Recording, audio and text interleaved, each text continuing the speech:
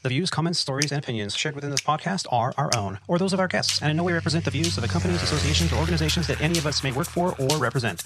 All stories, events, and tales shared within this episode may or may not have happened in the manner in which they were told. They may or may not have even happened at all. The details have been changed to protect the innocent and the guilty alike. This is Squawk Ident. You're listening to Squawk Ident, an aviation podcast that explores the many pathways to an aviation profession, the realities of what a professional aviator can expect in today's marketplace, and we share many stories along the way. I'm your host, Aviator Tony, a professional airline pilot currently flying for a U.S. legacy airline with close to 20 years on the flight line. Welcome aboard Flight 110 of the Squawk Ident podcast, recorded on the 1st of June, 2022, from the Aviator Sound Studios from somewhere in Southern California. On today's flight, we'll be joined by Alex D. to discuss what modern initial ground school for a regional 121 carrier is like, what to expect, and we will also talk about best practices on how to successfully navigate the fast-paced learning environment. We also take a look at what the black boxes have revealed thus far on the China Eastern crash that happened earlier this year in March. We also have some video feedback to share from Captain Roger, who is having a whirlwind adventure right now. All this and more on this episode of Squawk Ident. So stay with us as we run our final checks and prepare to push back from the gate. Flight 110 of the Squawk Ident podcast is officially underway. Joining us today is an exceptional aviator and CFI. He is a U.S. Navy Chief Information Systems Technician and a first officer at Sandpiper Regional, the alias to one of our legacy airlines' wholly owned regional airlines.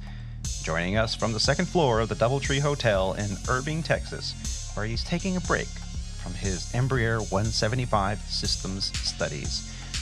He's here to give us some intel on what he's learned thus far. Help us in welcoming back to the show, Mr. Alex Daigle. Alex, how are you doing? Doing good, Tony. Good to be back on. It's been a minute since I get to see you. Yeah.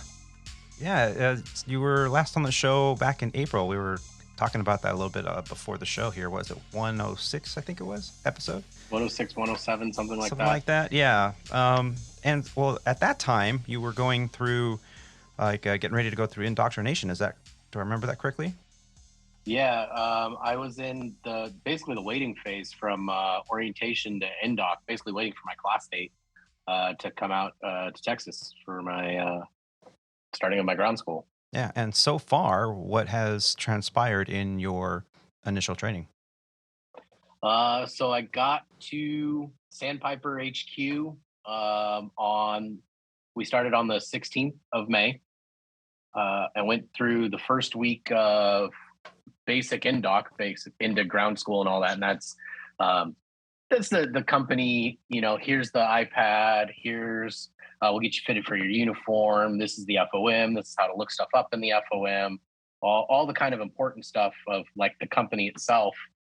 One of the days the union came in and talked to us. We all signed up for the union. And then another day management came in and had lunch with us. So I got to hear from basically both sides of the coin of how one side, and the other side don't agree on everything all the time. So that's the first indoctrination into that. Got to hear what pilots really truly love, and that's free things and rumors. Oh, okay. And so, and what proof was there of the free things and the rumors? Free food. And then, of course, management and the union both spread, rumors around of like, oh, no, you're going to flow on, you have this many years to flow. Or no, it's actually going to be like this because this is what's really going on. And, so it starts the rumor mill. Well, you're going to have an entire career filled with those. And we've always said here on the show that rumors are kind of like assholes. Everyone's got one. Yep, and most of them stink. Yes. I've started a few myself. I'm proud of those. I think about 15 years ago, I was like, did you hear JetBlue's going to buy us? Regional carrier. Hey, I Oh, that's wanted it to hilarious. come true, so I was like, it's spreading the rumor. I joke, I Oh, kid. That's not necessarily true. But yeah, I'm so happy that you are in the process here of getting all your initial training completed. I know we're going to talk about that here in the show, how this fire hose mentality of information and, to see how it sticks and how you can take this theoretical knowledge and then, practice it both in the simulator and out on the flight line once you get certified. But yeah, more about that later on in the show. Now, originally we were going to have Kyle and Rob and Roger all join us today. And of course, you know how things are. Schedules have been absolutely crazy. There's been a lot of reassignments. Our reunion here at Legacy Airlines, the LPA, Legacy Pilots Association, as we like to call it, another alias. They're losing their minds. They're trying to get the information out. They're telling us pilots don't lean forward. And the first time I heard that was recently, and a friend of the show actually, Bill Evans, who has been on the show. He was on a 9/11 special that we did last September, and he was leading some of these union meetings that we had. We all actually got together. The union had sponsored a Top Gun Maverick film showing at every base, and so the invitations went out. And if you RSVP'd, you and your family could go and see the movie Top Gun the day before it premiered. So my family took full advantage, and we went and saw the Top Gun movie. I saw pilots that I hadn't seen since my days at Sandpiper, when I was actually based in Los Angeles before they closed that base back in 2000, and I believe it was 12 or 13. And so hey, Tony, you remember me? I'm like, oh crap. Hi, how are you? And they're all here, at Legacy Airlines now. And I also saw some friends of the show, that some captains I've flown with, some future guests I saw there too, that we're trying to coordinate schedules with that. But yeah, they gave a presentation before the film, and their main thing, the representatives up there, the negotiating committee chair, all these people were up there saying, listen, at the end of the day, we as pilots all have one goal in mind, and that is to get home. So we do everything we can to ensure that the flight goes out safely, on time. Any issues or any problems that surface during any stage, really, in the game, we're always proactive. We're always leaning forward to help the company out, to take care of things, because at the end of the day, we just want to get there. We want to get to our layover. We don't want to cut into our rest time. We don't want to cut into our go home time. Maybe we have a commute we have to take care of. We've all joked around about it's the go home leg. Anything that can go wrong will go wrong, right? But really, it's all about leaning forward to get the job done, because it's in our nature as aviators, as technically minded people, and we have to stop doing that.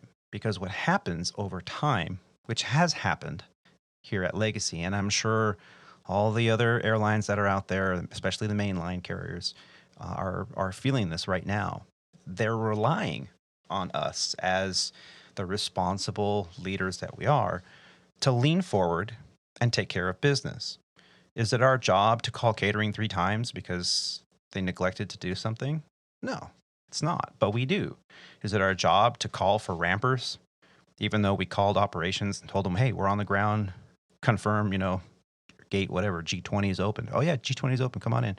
And you contact ramp control, or yeah, go ahead and park. And then there's no ramper. And you're like, really? So what do? You switch radios and you call operations, go, hey, we're still waiting for rampers out here. Oh, I'll call them again. And then 2 minutes later, the ramp's calling you going, oh, are you going to park or what's going on? And so we constantly have this mentality to lean forward. And now is not the time to do so, simply because they are now dependent on us doing that, picking up open trips, picking up premium flying, going well over our contracted hourly, monthly schedule to pick up flying, because it's maybe in premium. Over at Sandpiper, they have the super premium, whatever they call it there. What is it, 400% pay? I mean, 300. 300? Okay, so this is crazy. And of course, and the union stance is, if you would just manage the airline appropriately, staff it appropriately, schedule it appropriately, get the people in here that need to be in here to do the job in every department and every aspect of the career that we have and every aspect of the business that they're operating, then we wouldn't need to do all this extra stuff and lean forward and have our schedules change consistently. We jokingly call it line holder reserve. Anytime you touch Dallas or Charlotte, you're going to get reassigned. But as a line holder, that's not right. That's, No. So that was huge. We got the speech, and the families got to hear this. And a lot of aviators don't really share a lot about work with their family, because when they go home, that's the last thing they want to talk about is work. That we leave that for Lego movies. And the way that they came across, then they said, okay, we're going to watch the film now. The lights dimmed and the previews came on, and then after the last preview, the lights kind of came up a little bit, and all of a sudden there was a video on the screen, and LPA produced a video about the whole fact that we're under contract negotiations, and we all have to do our part, but we need to hold the company accountable. And it was a pretty nice, well-produced video, and everybody in there, yay, cheering, and the lights dimmed again, and that's when the movie started. Now, no spoilers on this episode. We're not going to talk about Top Gun today, but I got to tell you, it's a film that it was frustrating to have that film be delayed as much as it did, almost 2 years. With COVID and with everything else, they wanted to release it in IMAX because that was the whole point, to film this, IMAX cameras in the cockpit to actually get the G-forces on the faces of the pilots, not CGI'd. There's very little, if any, CGI effects that we can tell anyway. And they just did a phenomenal job. It was well worth the wait. Alex, I know you called me and said, hey, I'm going to Top Gun later today. And I said, yeah, I saw it yesterday. And he goes, but don't tell me. You said, don't tell me anything about it. I said, don't worry, I won't. And 2 hours later, you got a text from you. You should have told me. I was supposed to bring tissues. What the hell? And yeah, it's one of those. It's one of those films, ladies and gentlemen.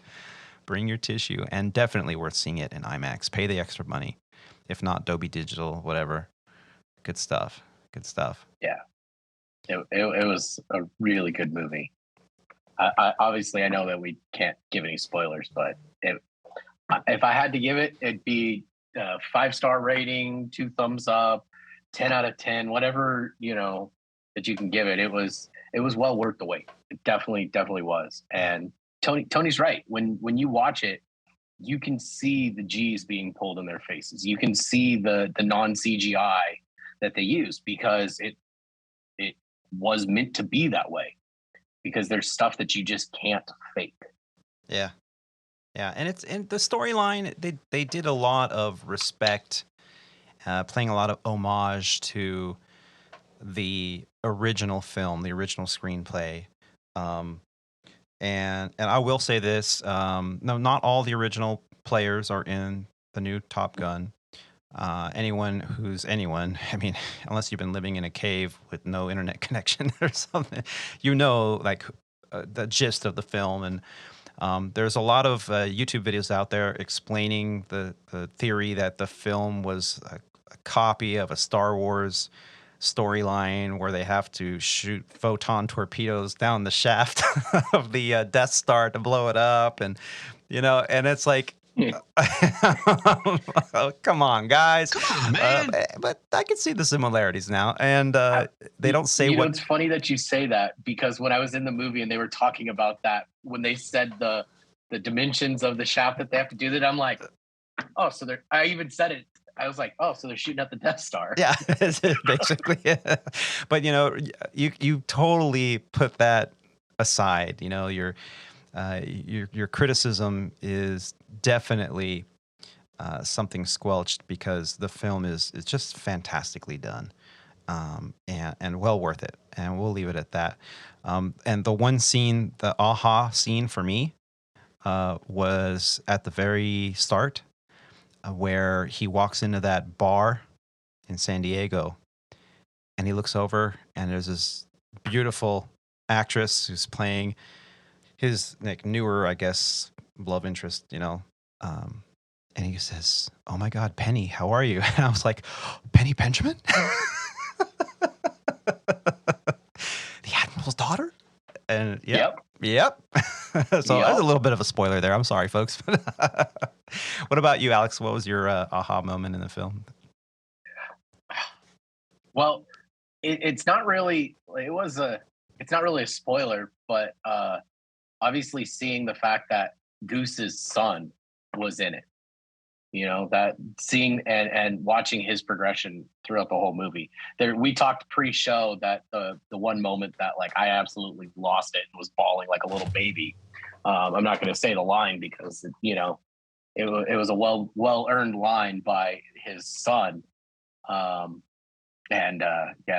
to me was the aha moment. Yeah, and you didn't have to see the first one in order to go and see the second one. I know that my daughter. Like we were on the drive over and like, yeah.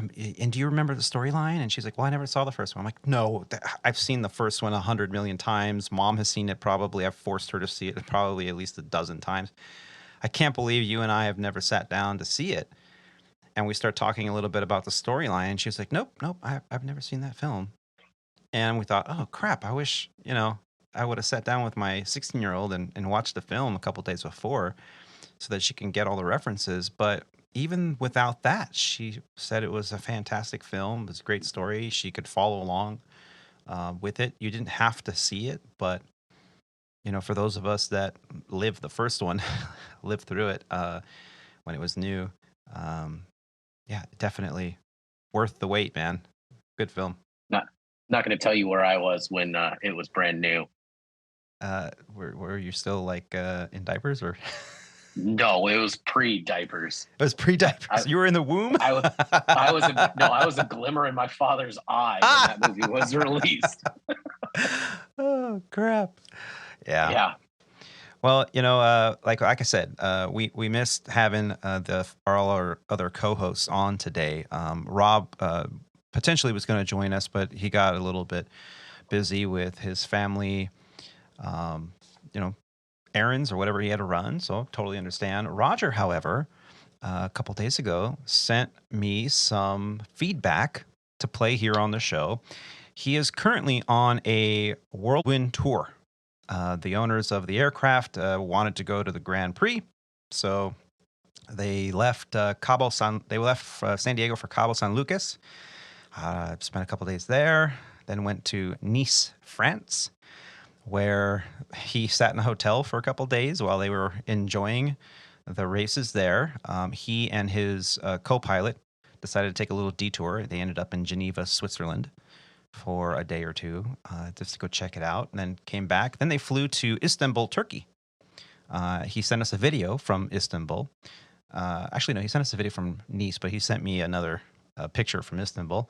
And a skyline photo was pretty cool. And now I think he's in Sicily today. He's in Sicilia, in Italia. He's there having a espresso, And when he gets back, he's going to tell us all about it. So I'm not going to give you too much detail. But here is some audio and video feedback from our friend and co-host, Captain Roger. Well, good morning, Squawk Ident, both to crew and listeners alike. This is Captain Roger checking in. I know I haven't been around very much lately, but as you may know, I've just recently got back from the Gulfstream 650 type rating, and then I wanted to do a quick video just reporting that I am indeed still working hard. This time from the French Riviera in Antibes, France right now. Like I said, it's been pretty rough. I'm working pretty hard right now. It's about 6 a.m. right now. Unfortunately, I have been up since 1:30 this morning. It's for whatever reason there was some noises outside my hotel room, some very excited Americans that woke me up, and then I never went back to sleep. So I'm a little bit tired, but kind of enjoying the early morning silence out here. I thought I'd take the opportunity to just do a quick report. This is I think this is about day 10 of this current trip right now. We actually started out in San Diego, flew down to Cabo for a couple days, then went to Boston to recover for about 30 hours before then we actually had a 1 a.m. departure in order to fly the transatlantic crossing.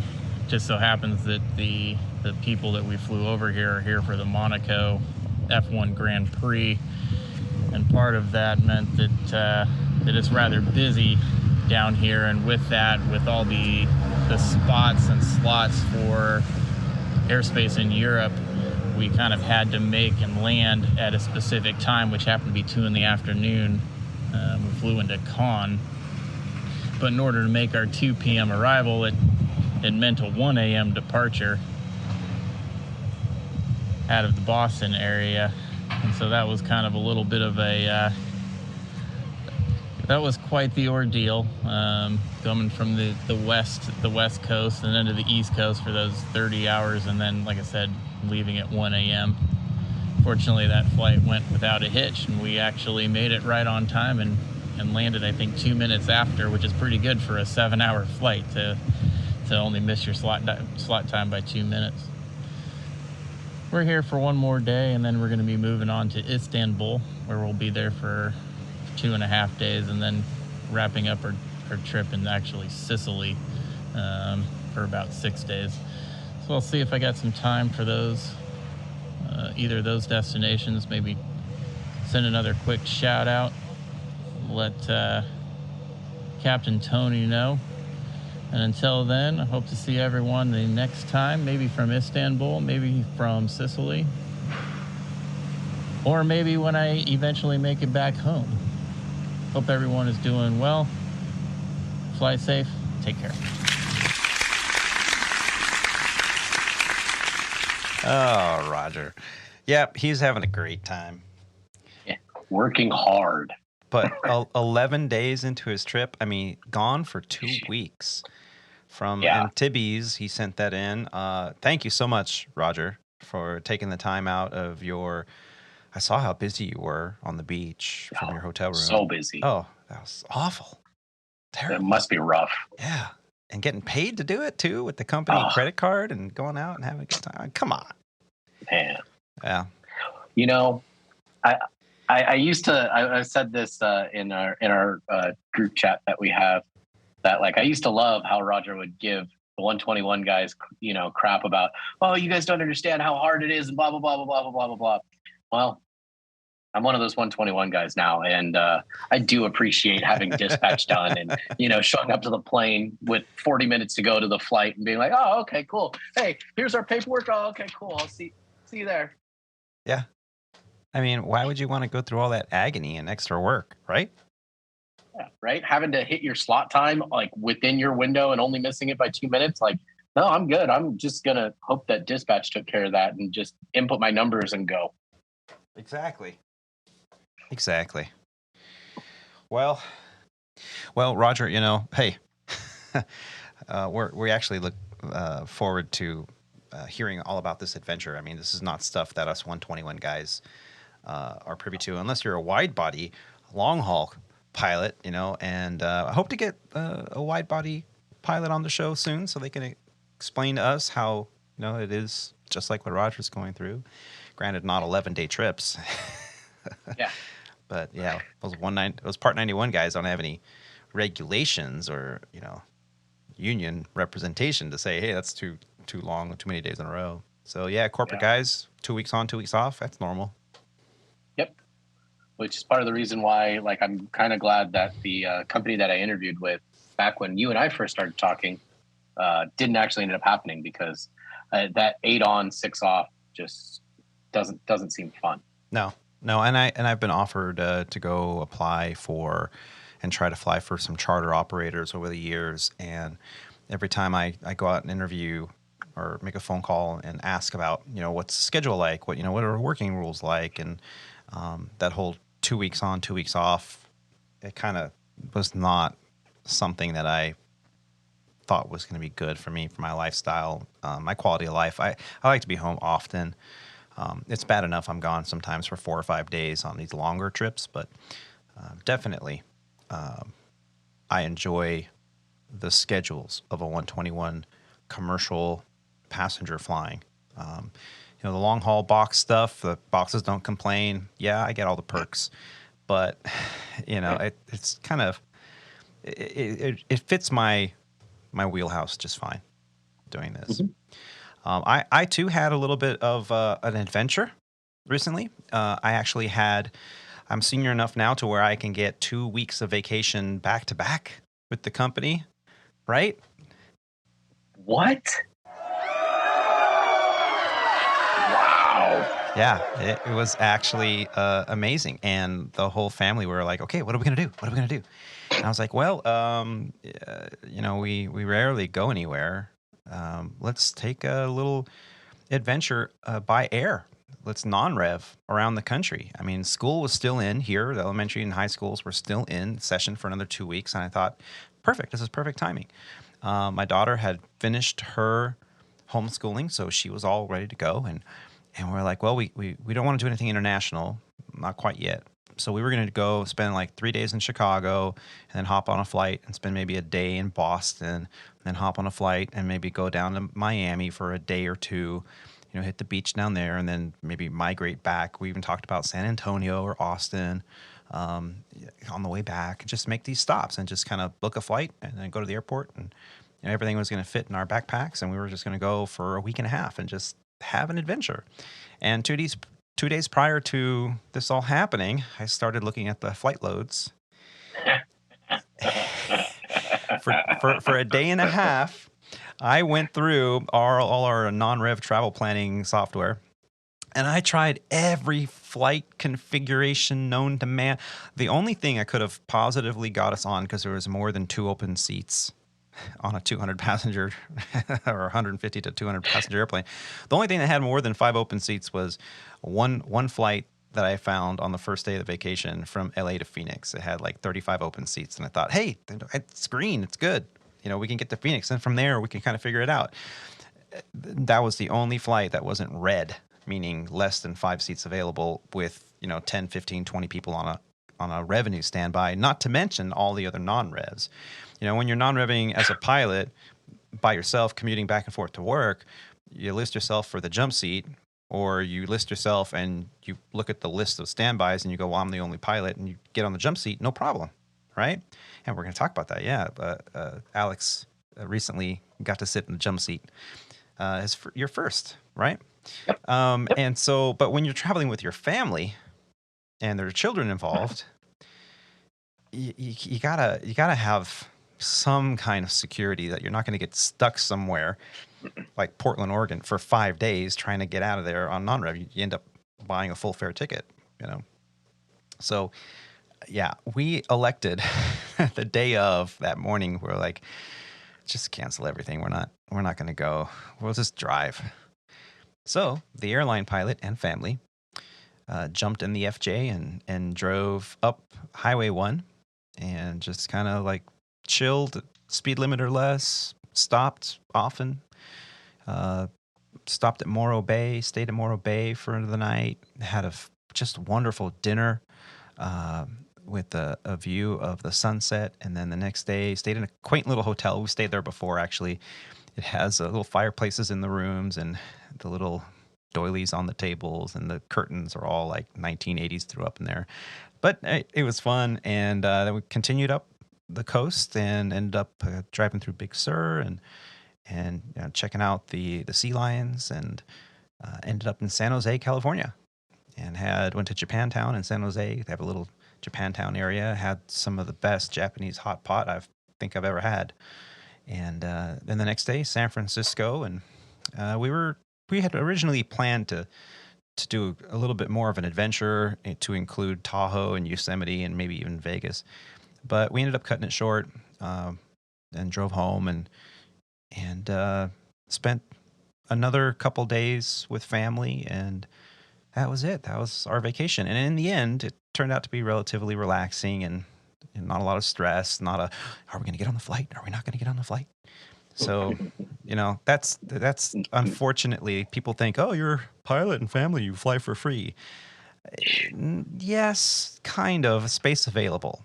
So if there are open seats on the airplane and no other people above you in seniority or in priority get it, then yeah, you can fly for free with you and your family. But space available, you can't reserve anything.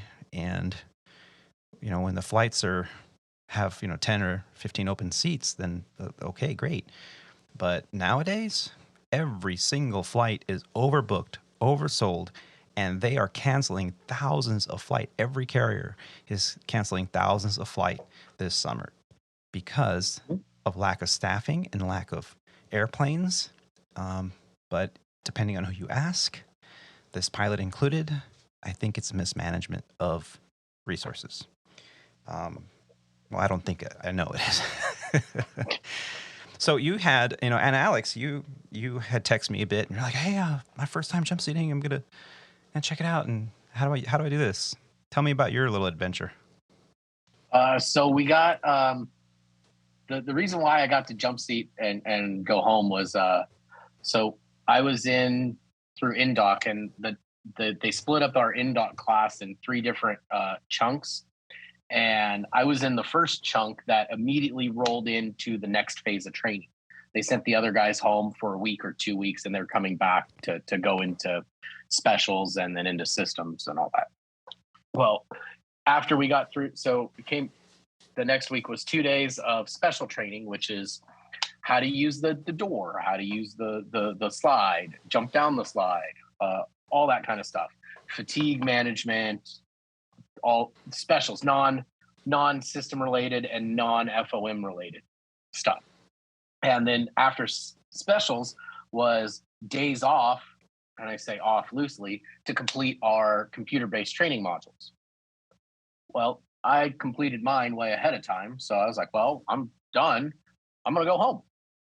And I looked at the flights, and I saw that the Dallas flights out to Ontario were pretty open in the evening time. I say pretty open. I mean, they were yellowish going into red, but there was nobody listed for the jump seats or that I could see on the standby list for the jump seats. Now, not to interrupt you, but just quickly, so the listeners out there that may not be in the industry understand. So we have a portal through our company's travel planning website where we as employees can go in there and take a look at, book flights just like a regular passenger would. But we look in there and we can see what the loads are like days in advance. And before we click on any particular flight, it'll have a color label. And red means chances are not good that you're going to get on because it's either overbooked or there aren't any seats available. Yellow means like 5 to 10 seats possibly available, but there are people also that might be listed on the standby list. And then green means, yeah, your chances to get on are great. And that's usually 10 or more open seats. And I don't know if that's the exact criteria, but anyway, that's what the red, yellow, and green that we're referring to is. So yours was like kind of yellowish. And then the day of, it was definitely red. And by the time I got to the airport, it was minus red. Mm-hmm. So, but I was still the only, there was 2 listed for the flight deck jump seat, and the other guy didn't show up. Yeah. So I was able to get on and get in the jump seat and rode home for my first jump seat experience. And you Airbus pilots are spoiled. So spoiled. The only thing that I'll say that I'm glad that I'm in the 175 because we are way more automated than you, but we don't have that nice fancy tray table. Oh, well, I have news for you. And this is effective today. Effective today. We had a new AOM, or Aircraft Operating Manual, that was published today. And in accordance with Airbus engineering, effective immediately, the tray table shall be stowed in its stowed position for takeoff and landing. The reason they're giving us this directive is they say that in the event of a rejected takeoff or a rejected landing, there could be damage to the cockpit. And if there's damage to the cockpit or a twisting of the airframe or something that would prevent or potentially prevent the tray table from being stowed, it would effectively reduce your ability to egress the aircraft. So, in accordance with a bulletin that came out from Airbus, we are no longer allowed to have that tray table out during takeoff or landing, which that's fine. But as a first officer who is writing down taxi clearances, amendments to the departure clearance, gate assignments, all that stuff, I write it right there on my notepad or my paper that I have on the tray table.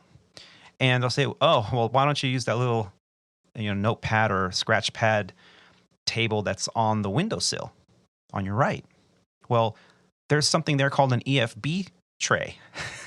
So effective immediately for those that look at us Airbus guys and go, your freaking tray tables. I'm like, You know what? All is right in the world. No. Feel better now? Yes, I do, actually. So you got to experience the Airbus jump seat, and which you can stand up. I mean, you can dance in that cockpit, right? There was at one point we all went and did a bathroom break, and I was able to get up, stand behind the captain while the FO went out, and then I sat in the FO seat while she was gone. Just I didn't touch anything or do anything. No, you didn't. I sat back down in my jump seat. There you go. Yeah, and they're not allowed to do that. It's actually a big I sat back down, and there's I was texting you before this flight, and it was like, man, I was like, there's 2 jump seats in this, right? And you're like, yeah. And I was like, how is it with 2 people in there? Because some cockpits, obviously growing up with my dad and being around in the industry, when he flew for Legacy, that some of those cockpits are assholes and elbows. Yeah. Yeah. And there was so much room for activities in that Airbus cockpit. Activities? Yeah, so many activities. We don't talk about Flight Club. But yeah, it was actually quite wonderful. And I kind of got I think you had told me this too at some point, that some guys like to take the jump seat behind the captain and take the backing off, turn it sideways, and then you can sit sideways and stretch out. Right. Which I didn't do that. I wanted to sit and watch because, So you took the middle, the slide out jump seat and sat in the middle? Yeah. Yeah. Did you put your headphones on during taxi and takeoff? I did. Oh, see, there you go. Hey, good job. Good job. Now, the next time that I jump seat, if I'm on an Airbus, I'm definitely taking that backing out, turning it sideways, and just sitting there. Yeah, just make sure you ask before you do it, because some pilots are very, you can't do that, Others will yeah, man, you could put them on the ground, lay down, you can totally fall asleep. Make a bed. No, thank you. I'll keep my seatbelt on, thanks. Yeah. So, and we've talked about this, especially in the first probably 50 episodes that we've produced. Jump seat etiquette came up quite a bit. How did you find?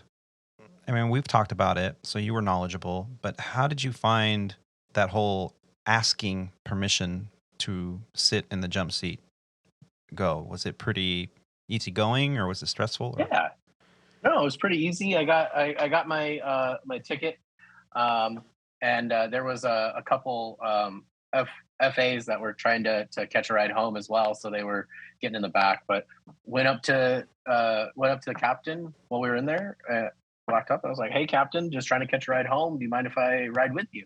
And he's like, "No, sure. Let me see your boarding pass." He did what he was supposed to do. Checked my ID, checked my license and medical and all that stuff, and it's pretty easy. Yeah. I don't know why people complain that jump seating is super tough. Oh, you got to ask the captain. Do you not talk to people in a normal environment? Right. Because that's all it is. You're just asking the dude a question. Yeah. I mean, and there's some nightmare stories out there. I've lived through quite a few. I've told those tales here on the show in the past episodes.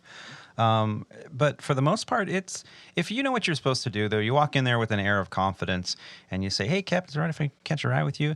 "Oh yeah, sure." And they, whatever, they go through the procedure, and for the most part, like someone that jump seats all the time will say, "Okay, I'm going to step out on the jet bridge, get out of your way." And that way you guys, can run your checklist and stuff and not have me as a distraction. And some flight crews appreciate that, especially if there's a lot going on. Others are like, "Nah, just sit down, have a seat, you're fine," but I always offer, like, "Hey, you need me? I'll step out on the jet bridge if you like, and I'll get out of your way." And they'll usually go, "Oh, yeah, okay." And then you wait until the gate agent comes down, okay, that's the last one. So now all right, the gate agent's down. Make sure you go to the bathroom before you shut the door. You don't want to sit there and do the dance and be like, "Hey guys, can we do a bathroom break, please?" Like, we've been in the air 10 minutes. What? So I'm sorry. Yeah. So yeah, I'm glad you went through that experience. Yeah, it was super fun. Like, were you in uniform? Well, no. So actually, I just got notification yesterday that my uniform's being shipped to my house. Should be delivered tomorrow. Oh, okay. And what was the manufacturer on that? Is it H&M? M&H. M&H. Yeah, H&M. Yeah. M&H, the other one. Yes, M&H. About the same quality.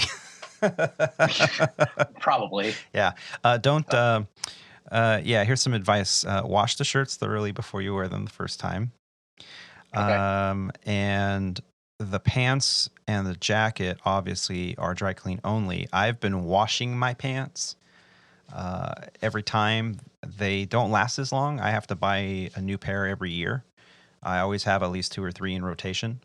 But don't dry them in the dryer. If you do, put them in the dryer for like 5 minutes and then pull them out and then hang them, because the elasticity sometimes the waistbands have that elastic and they have a little rubber thing, so your shirt doesn't pucker out. You don't want to put them in the dryer. And then if you do the ironing thing, if you're an iron guy, with the shirts, be careful on the layovers.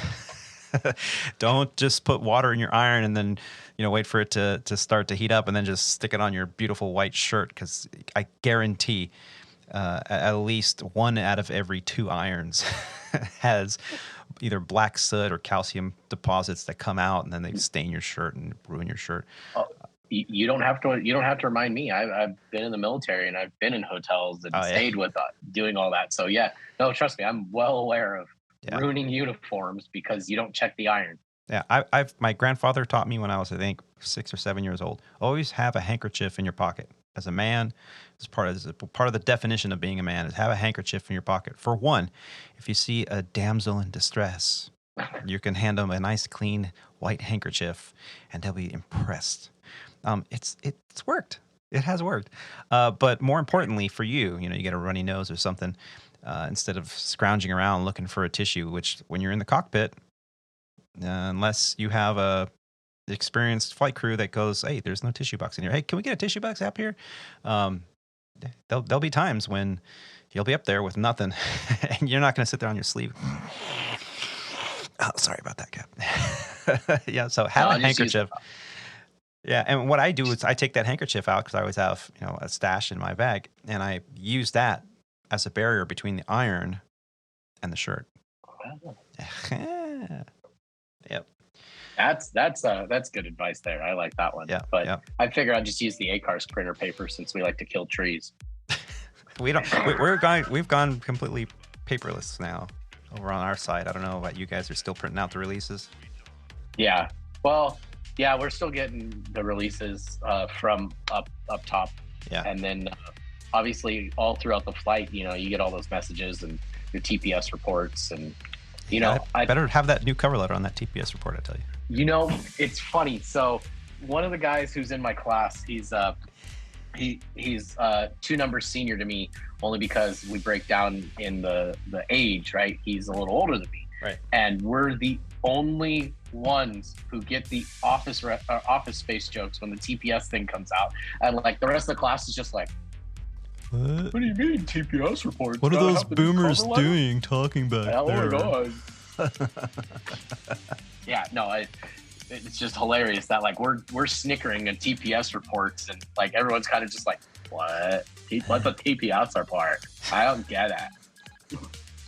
Well, we're going to take a quick break, and we'll be right back with Alex D. And we're going to talk about the process so far and tips on how to just get all that information from the fire hose and not spill any.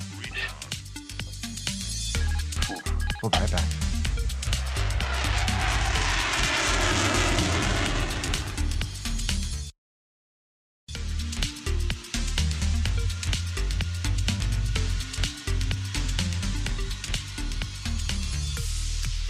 And ladies and gentlemen, welcome back to the show.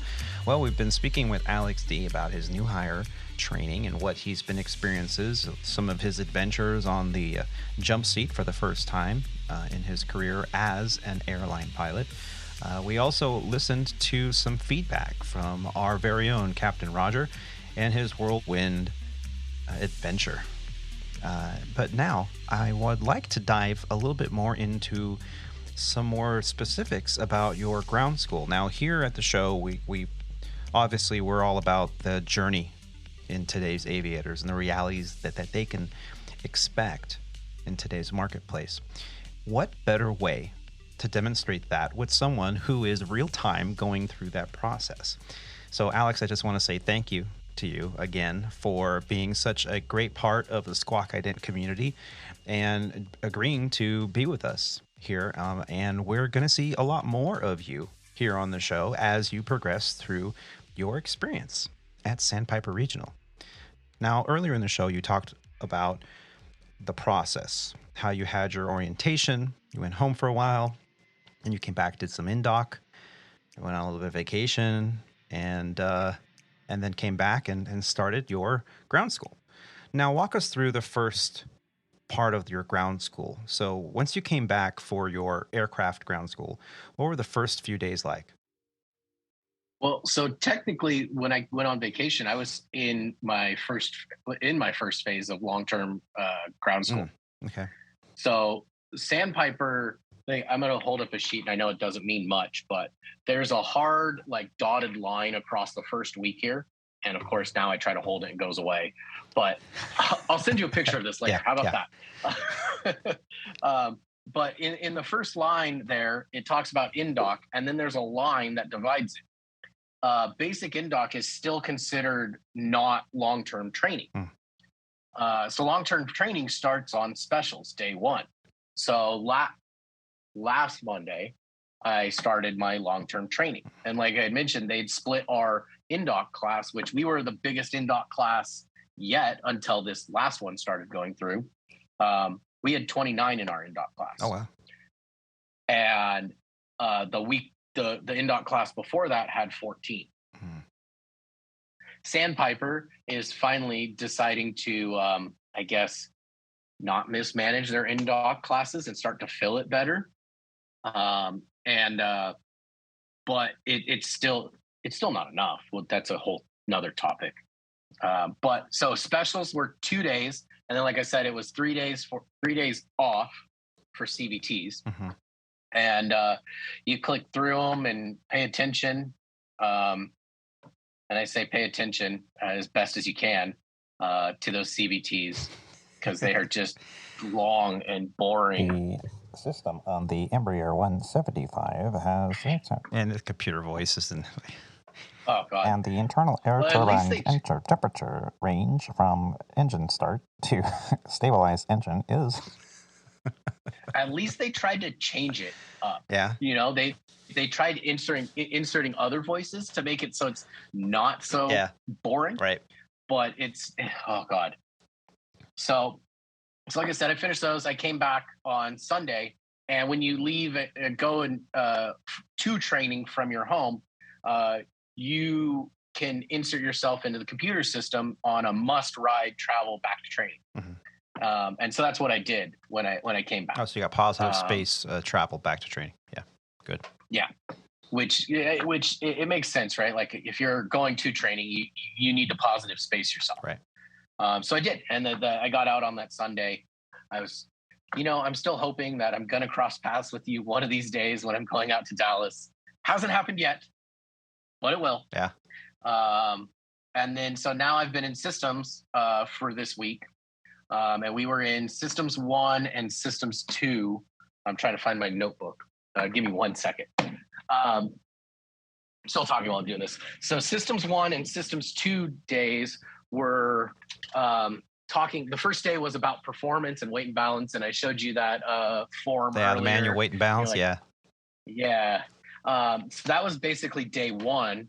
And then day 2 was more of like we talked about the air management control system. So your pneumatics, your bleed airs, your packs, your air conditioning, A.B.C.s, right? Hydraulics. We talked about the ram air turbine, the fuel system, the APU. In one day?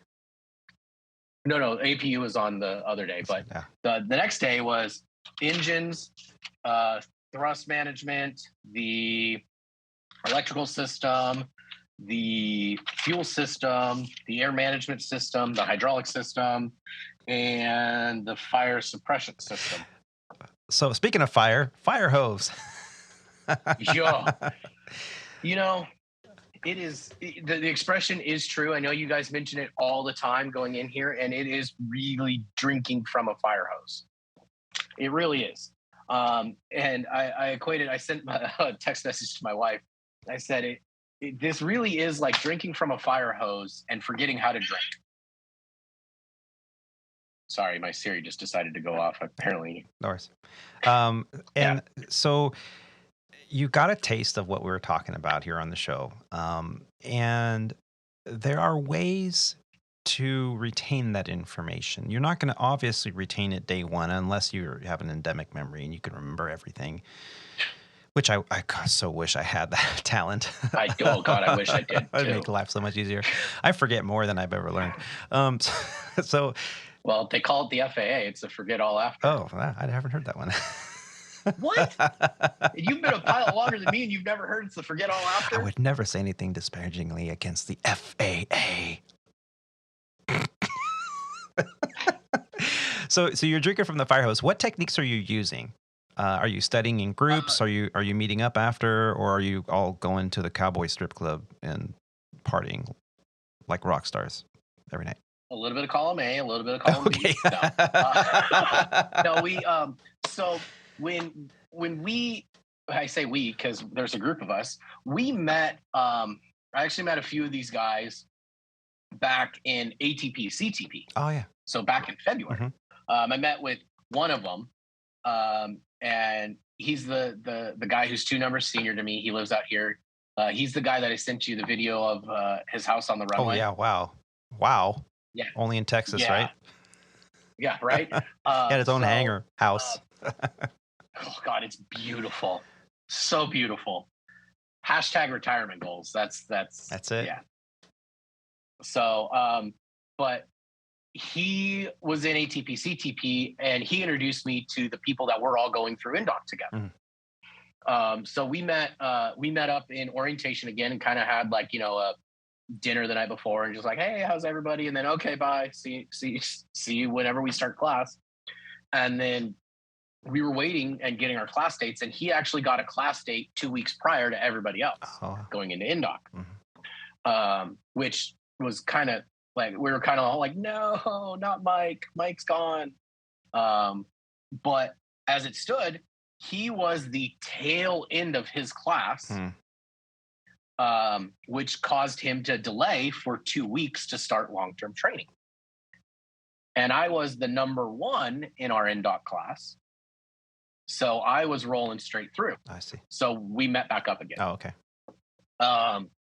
And I mean, so that's the biggest thing is you got to find a group while you're going through this. The hotel that we stay at is really amazing because everybody's here. So if you go downstairs at any given point, like I know if I go downstairs right now, there's going to be groups of just different people studying together. So you got to find your different groups. You have to do that. Number 1, that's my big, like, you need to study in a group because you may know something that someone else doesn't. and someone else may know or be able to explain it in a better way than you understand it. Yeah. And it just works in that learning curve. Right. The other big thing is, I know I showed you this earlier, make note cards. Yes. Make flashcards of everything, limitations, flows, call outs, whatevers, because it makes studying so much easier and so much quicker. Especially if you can just, like, I can get through the stack in like 15 minutes tops. Right. You know? Now, the argument is out there that, flashcards promote rote memorization, not long-term memory. And there's truth to that statement. However, flashcards in this environment, when you're learning systems and flows and callouts and checklists and all these things, are absolutely valuable. And the reason for me, and it's not the same for everyone, but the reason for me is when I physically take pen to paper and create a flashcard and, put the source on the back in small printing, like where I found that and everything. When I do that, and then my stack gets bigger and bigger, like the one you just showed us. That's my small one, by the way. Yeah. And so I had one for like the limitations, right? The stuff that you have to commit to memory. And those I had with like red Sharpie. And then I had like the system stuff, they're just like informational, but you should know it. And that was like black Sharpie. And then I had like my call outs and procedures and my flows. And those were all like in green Sharpie. Look at that. I mean, what is that, like 100 cards? So between these two packs is 220 something cards. Yeah.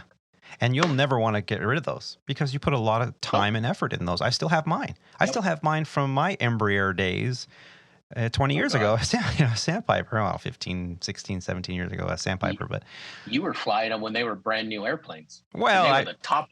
I'm not that old. But yeah, when the company decided to like really start ordering a bunch of those and stuff, I was there throughout that process. And those flashcards to this day, I'll have them. I'll never get rid of them. More of it is sentimental than anything else because I don't plan on going back to the Embraer anytime soon. Maybe someday in corporate after I retire. Who knows? I doubt it.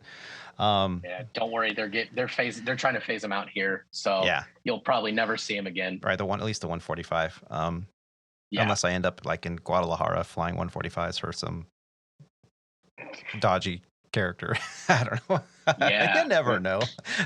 But hey, could happen. Yeah, and I had made them here for the Airbus as well. And it's like you're going through long term, and I have recurrent in 2.5 weeks. So guess what came out last week? You're going to be here while I'm here. Yep. We're getting dinner. Yeah. Oh, for sure. For sure. Actually, I'm going to be there tomorrow, only for a few hours though, at the airport. Oh. Yeah, you'll be in class. Yeah. But yeah, our paths will cross. No doubt about that. So, how important is it to have fun during training? As much as you work hard and you're studying, you also need to release. You also need to not, study and not overload your brain. You can burn out, right? Yeah. Oh yeah.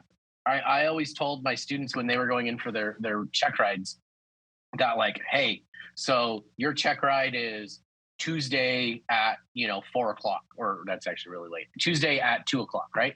Cool. So what I want you to do tonight is you get to study, or you don't get to study after like say 5 or 6 o'clock in the evening time. Mm-hmm. Because if you don't know it already, you're not going to know it anymore. You can't cram any more information in. You're going to stress yourself out. You're not going to sleep. You're not going to eat well. You're not going to be rested and ready to go for that next day. So when it comes for your check ride, like don't cram, right? Get a good night's sleep, enjoy yourself, go have a beer, go have a good dinner, do whatever you need to do. And, enjoy yourself, right? And that's all I see is Kirkland. That's water. Yeah, I finished my Texas special, so now I'm on to water. No, but you're absolutely right. Yeah, you need to you need to study, and you need to be in here, but you also need to go and have some fun. You need to get in your little group, and hopefully someone in your group has a car, because that's the other big thing. Yeah, you're stranded at the hotel. That's a big thing, yeah. But you gotta have some fun while you're here too. You can't just be pent up. So, and our group pretty much has a good collection of guys that were able to do that. Like, it started out, there was 9 of us, and now out of that, not 9, 7 of us. There was 7 of us, and out of that 7, 4 moved on for week 1, and we're all together. 2 are a week behind us, and 1 is another week behind him. Yeah.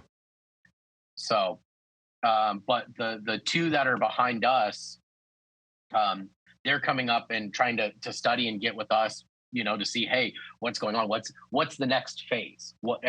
Everybody's doing that. Like, we've been talking to guys that are in their cockpit procedure training, which is what I start next Monday. And that, you talk to people ahead of you to figure out, okay, cool. So this is what I need to expect and learn. Awesome. And then the next day, or, the people behind you are going, hey, what systems like? What am I supposed to expect? And the people behind that, hey, what specials like? What can I expect? So when you're at the training hotel, whatever hotel that you're at, whatever airline that you're at, you're all going to be put in the same hotel. Get together with people. Yeah. That's my biggest piece of advice. Like, if it weren't for Mike, Luke, Ken, Chris, Philip, like right now, those 6, I would say Dave, but Dave's 2 weeks behind us, and he doesn't really count because he's not here, right? But those 6 people, we're all kind of bouncing back and forth off of each other. Yeah. Right. It's crucial. It absolutely is crucial. And if there's a gouge out there floating around on the internet or whatever, look at it. I mean, use every available resource that you can find in order to execute a safe operation, which includes training. If it's available to you, use it. It's a resource. It's no different than being in the airplane. Yeah, no, it really is. And, on the company iPad that they give you, you know exactly what I'm talking about with the Comply app. Like, for us at Sandpiper, if it's not on the Comply app, like, it doesn't exist, basically, because they put literally everything in there to help you pass. Yeah. And there are many third-party apps out there and third-party websites that have like the study gouge or the study guide or the systems guide. And hey, you know what? That's all fine and dandy. And if you want to use that to supplement the baseline information that you have in your company's electronic flight manuals, by all means. But when you take shortcuts like that and try to just give me the answer. Just give me the answer. I don't care where you got it. Just give me the answer. Well, that goes towards, again, that rote memorization of knowing only what you need to pass. And as a former flight instructor and a former check airman myself, and I know Rob, same thing for him, he could vouch exactly and agree with what I'm saying next.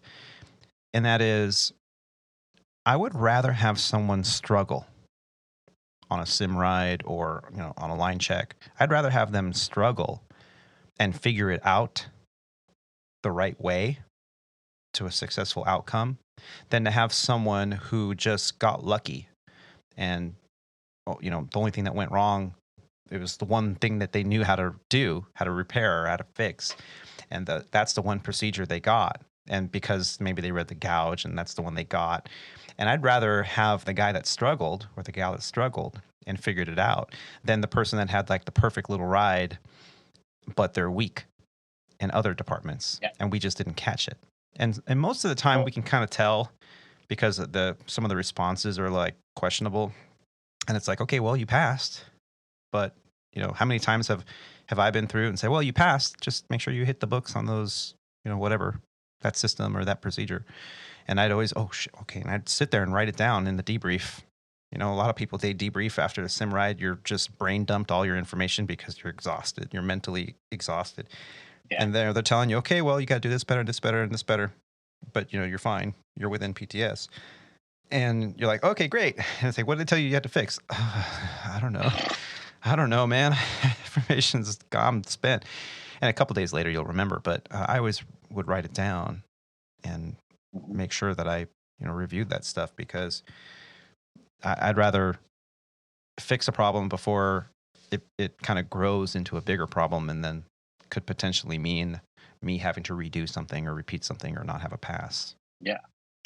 No, I 100% agree with you. We were actually, so today was the first day in training that I actually felt like, not saying that I didn't learn anything those other days, but today was the first day where like everything started to click. Does that make sense? Because we were in the FMS trainer. And the one thing I can say about this airplane, and Rob will attest to this, since I found out he was a Czech airman on the 175 before he left. This plane is automated. Like there's no, like we make the joke that like it is virtually idiot proof. Control Delete, man. I mean, there's still ways you can mess it up. Don't get me wrong. There's still ways that you can mess up this airplane, but for the most part, all the systems and stuff like that, like we were talking, there's a couple captain upgrades in our group, and they're coming from the 145s, and they're like, man, like these pack systems, you don't have to do anything. Everything's all in alignment. All you have to do is just look up at your knobs and go, yep, the switches are in, the knobs are the way I want them. Cool. And you leave it. I know. Because we were configuring packs before we left. We had to, set the temperatures, set all this. Nope. You just set it. And like with typing everything into the MCDU, the multifunction control display unit, it takes care of all the guesswork. You don't have to set your altitudes. You don't have to set your field elevations, all that stuff. Now, when you do, is because there's some kind of error in the system. Yeah. So. Yeah, we had a saying that the company quickly removed from the vernacular in training right after I got there. But there were two different types of pack configurations for takeoff. One was referred to as hangover black, and the other was 4 bars open. So on the Embraer 145, you either took off 4 bars open or hangover black. Now, hangover black meant that all the packs and the bleeds were configured in normally. And it has, the Embraer, like the Airbus, has what they call a dark cockpit configuration. So they want the bar lights or the switches and everything to all be dark, which is in their normal position. And if you... Dark and 12 o'clock. Right. And if you like deselect something, like turn off a bleed or turn off a pack, then it'll have like a white illuminated bar and an off indication. And so when you had to do a high performance takeoff, or what we called a TO or TO1 takeoff in the Embraer 145, if I remember correctly, then you would use the APU bleed to supply packs, and then the engine bleeds were off, if I remember correctly. So you would have... Nope, that's still right. Is it still right? Yeah, so you would have 3 or 4 bars open or 3 bars open. So, of course, everything has to be an alcohol reference. So it's either 3 bars open for the maximum takeoff performance, or hangover black for just, chill and take off normally. Yeah. Well, and I mean, it's basically the same. Like you said, we don't have to worry about configuring. All we have to do is just look up at our packs, and if everything's dark and ready to go, then we're ready to go. Yeah. So it's kind of nice on that. But we were like going back to what you're saying about looking it up and trying to find the answer and all that stuff, and doing it the right way. We were in the FMS lab today, and we were trying to figure out, me and my FMS partner, we're trying to figure out why at a certain, or why were we up at altitude at, like, say 26,000 feet on our flight plan?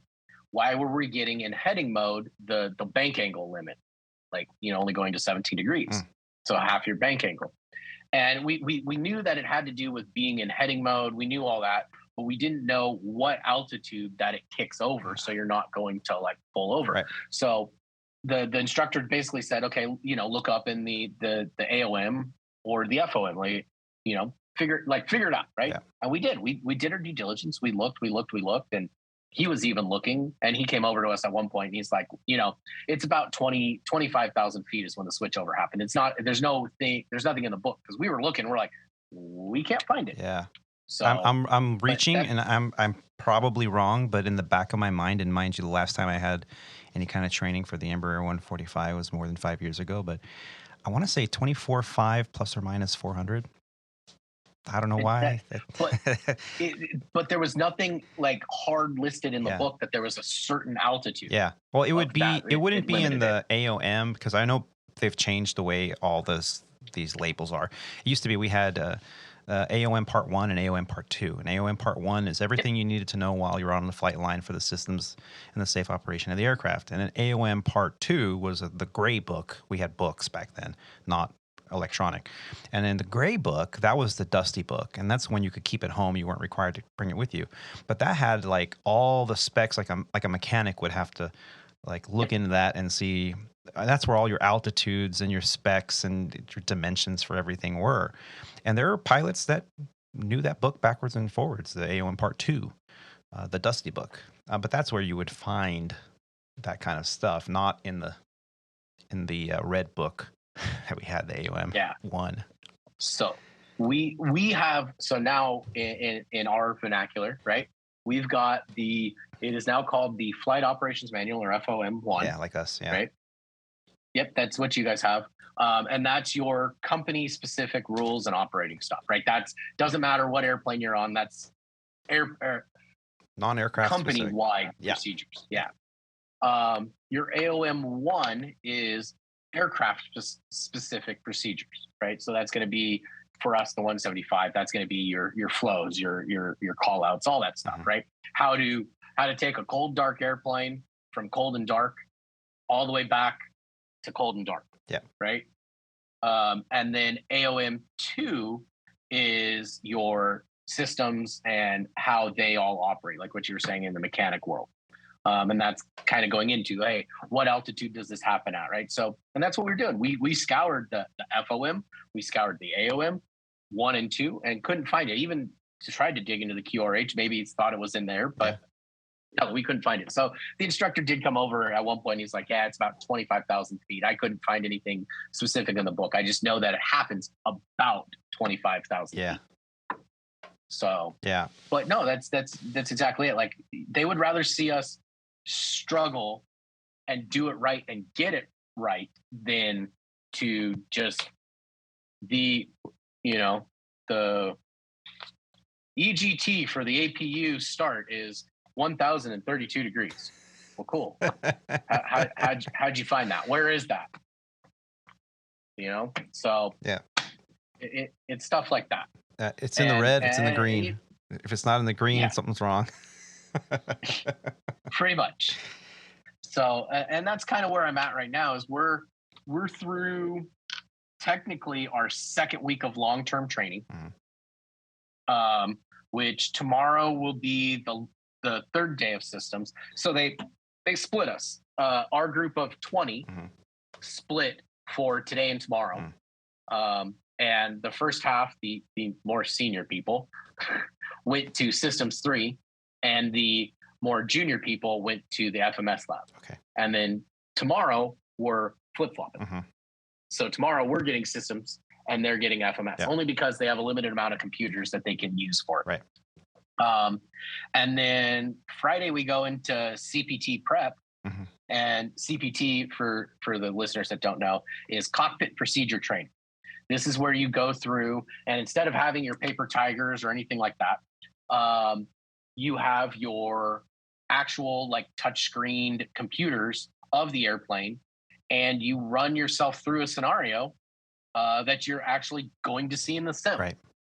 So they do our training smart, and I probably do it up at Mainline as well, where your CPT trainer matches your sim event training. Yeah, it's just instead of the physical knobs and switches inside a level 2, level 3, full motion, level 4 sim, whatever it is, it's just a touch screen, giant 45-inch 3M touch screen, computer screen. And its display is the same, and you touch the screen and that knob will change and stuff. And the scenario, then it has the FMS, and it's just basically a giant flight simulator with 4 screens, one for the center pedestal, 2 ahead of you and 1 over your head.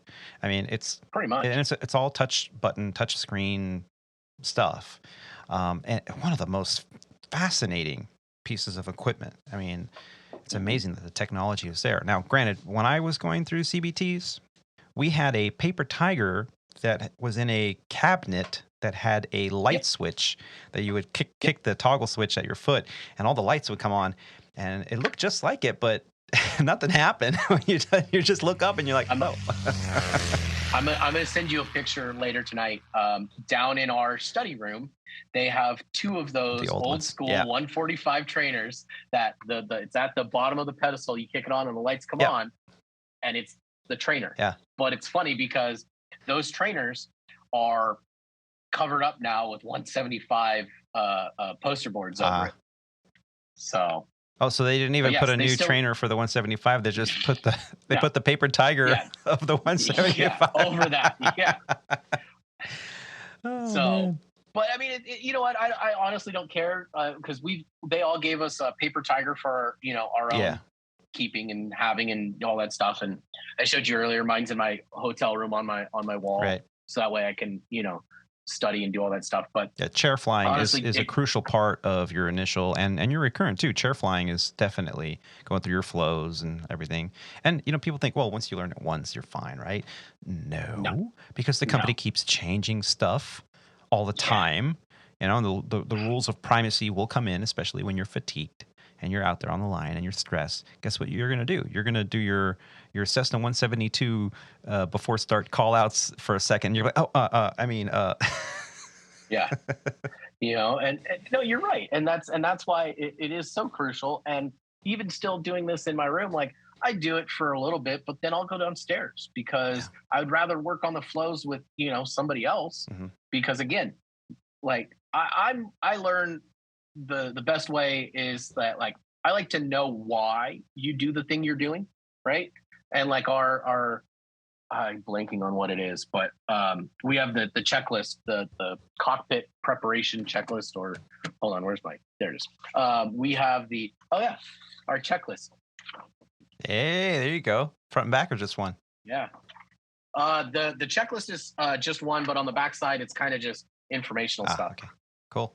So, but we have the safety and power on checklist, right? And it's like, well, why are we doing the safety and power on checklist? Well, if you think about it, the reason why we're doing it is because we're going to apply power to this cold, dark airplane. And we don't, want to have something happen to the airplane that doesn't need to happen, like the engines magically start or, the landing gear come up. Mm-hmm. I know that it was, and I know they have like weight on wheel switches and stuff like that, but you don't need to run that risk. Or if maintenance is doing something to the airplane and you come down and you notice you look at the wings and you're like, oh, that's weird. The slats are down. Like, huh, okay. And then you go in the cockpit and you see that the flap lever is up. You're like,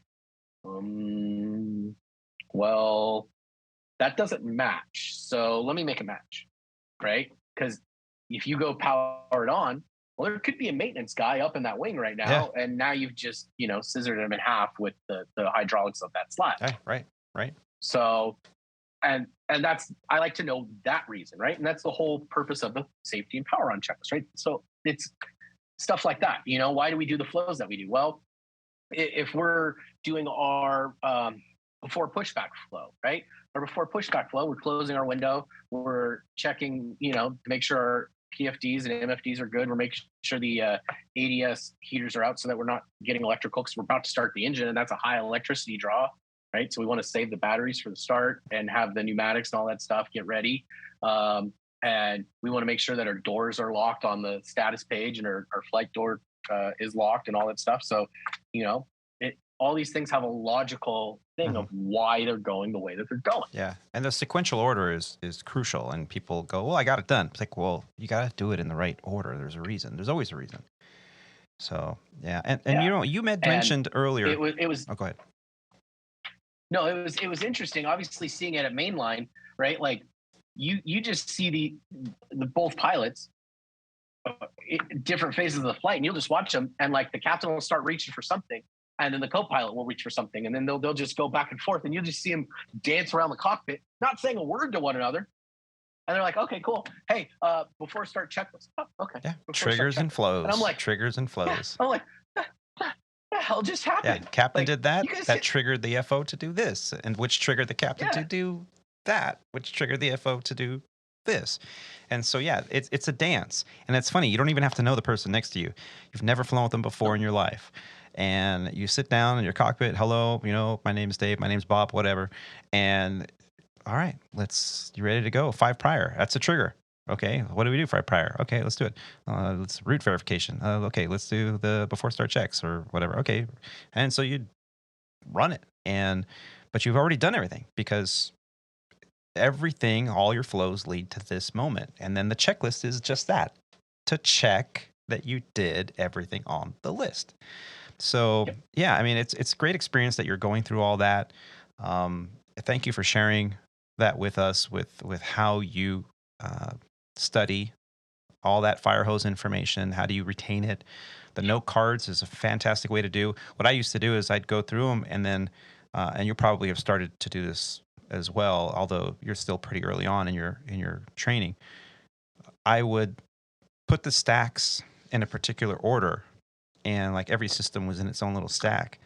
And then once I knew the answer to that question, that card got pulled out of the stack until I had only maybe 10 cards left. And then I knew every card in the stack. But here's the thing. It's crucial for you to not try to tackle this on your own, as you have said multiple times today. And it's crucial that you get in those study groups at least a few times during your initial training, because you don't know what you don't know. Yeah.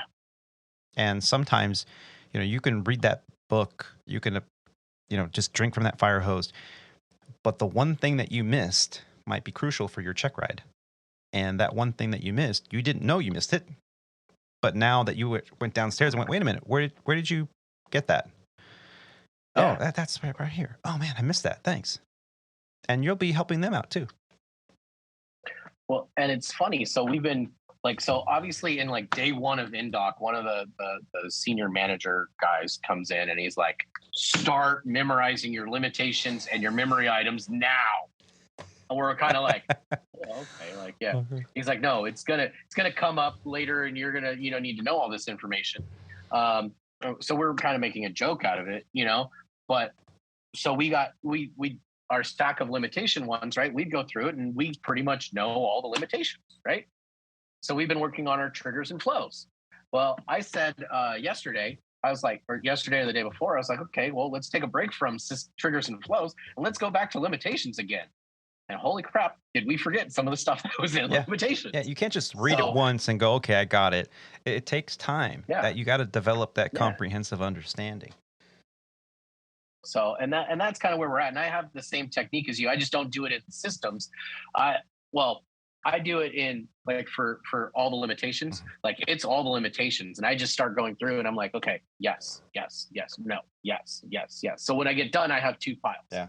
And do you still have the yeses go away? Do you still have the boxed items verbatim limitations, or you still have those? We've only got 7 of them. That's not bad. Yeah. So, but I mean, what do you do for a pitch trim runaway? Right. Okay. Autopilot, disconnect and hold, or press and hold, and so now you're.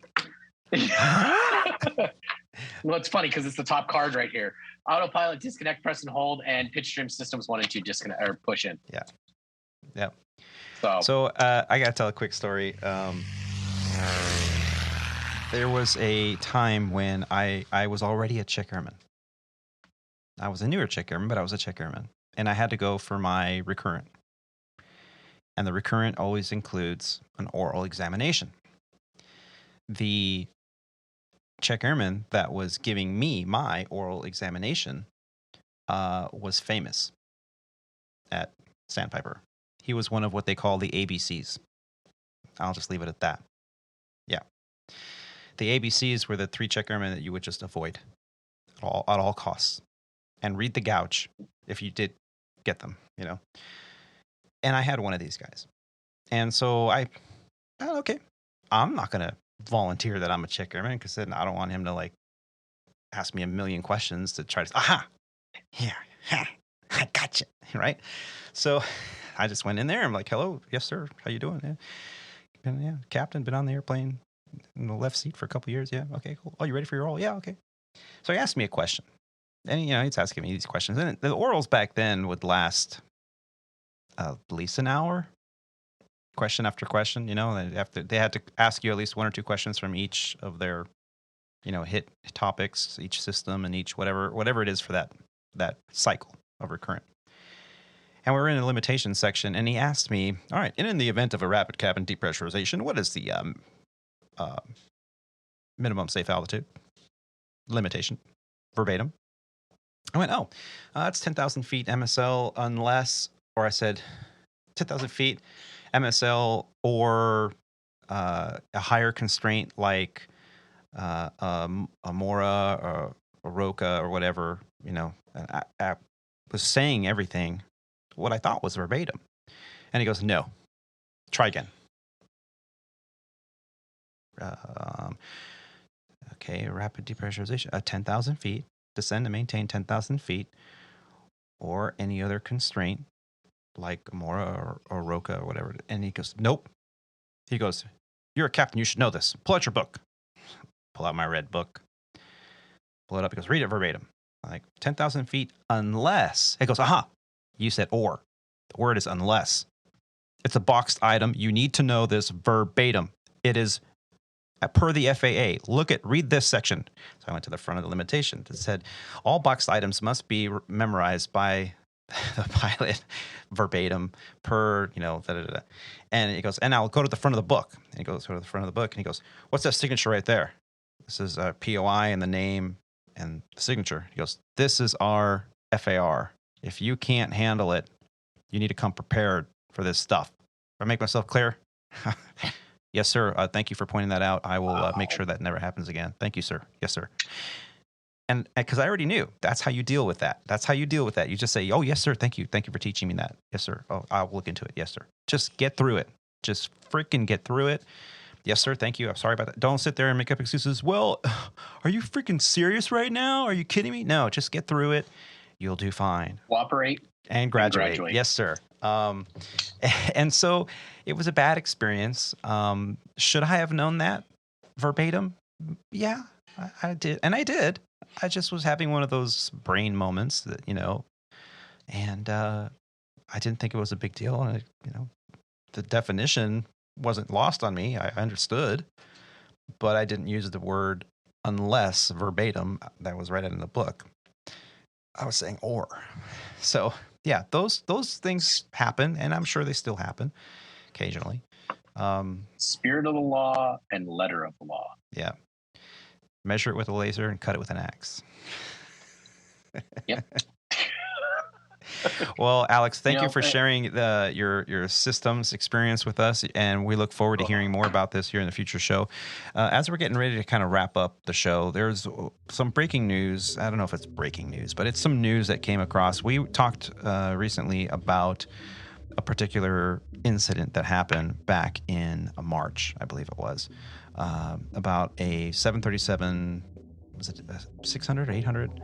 That crashed. I want to say it was an 800, but a non-max 800. A non-max 737 that owned by China Eastern that crashed.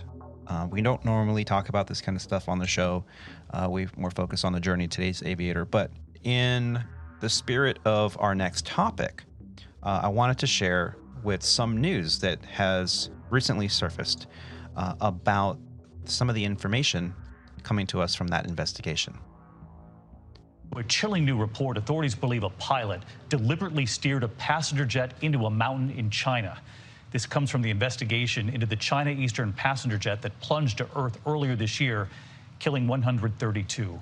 Sources telling ABC News the black boxes reveal that one of the pilots may have intentionally crashed that plane. ABC's Gio Benitez covers aviation. Tonight, in a story first reported by the Wall Street Journal, investigators now believe the 737 that slammed into a mountain in China last March was deliberately crashed. Sources confirming to ABC News that officials analyzing the flight data say it clearly points to someone in the cockpit intentionally pushing the plane into a fatal nosedive. All 132 people on board were killed. Experts also cite evidence that the plane's landing gear was never deployed. deployed, and the flaps were not engaged, both of which would have happened if the pilot or co-pilot was trying to land the plane. Investigators believe the near vertical descent, as seen in this video, would have required intentional force. If you see a dive like this, that means somebody is forcing that airplane over. That's what indicates that this was not an accident. According to officials, investigators also looked into the personal life and background of one of the pilots and believe he may have been struggling through certain issues that remain undisclosed right before the crash. The new details, a chilling reminder of the German wings horror in 2015, the co-pilot locking the other pilot out of the cockpit and bringing down the Airbus A320 in the French Alps, killing 150 people. That co-pilot had been previously treated for suicidal tendencies. The most chilling aspect of this, even just with the initial speculation that it might have been a pilot who wanted to kill himself and take everybody else with him, is that it has happened before. Now, we've got to be much more aggressive now in the international community in finding out how we can make sure it never, ever happens again. And David, China has not publicly said what it believes caused this crash. And tonight, Boeing does not believe there is any mechanical problem with its 737 jets in service around the world. David? Gio Benitez tonight. Gio, thank you. And information that, again, from ABC Nightly News. I'll put a link in the show notes for those that would like to watch that again or listen to it again. This hasn't happened before. When we first heard about this accident, we here on the show did briefly mention the fact that any aircraft in that type of vertical dive, it's extremely difficult to believe that a malfunction of any of the flight controls could contribute to something so aggressive. And there are system overrides that any pilot that is at the controls could make an attempt to fix this. And from what we gathered, we speculated at the time that this could be a repeat of the German wings incident, as the news article mentioned as well.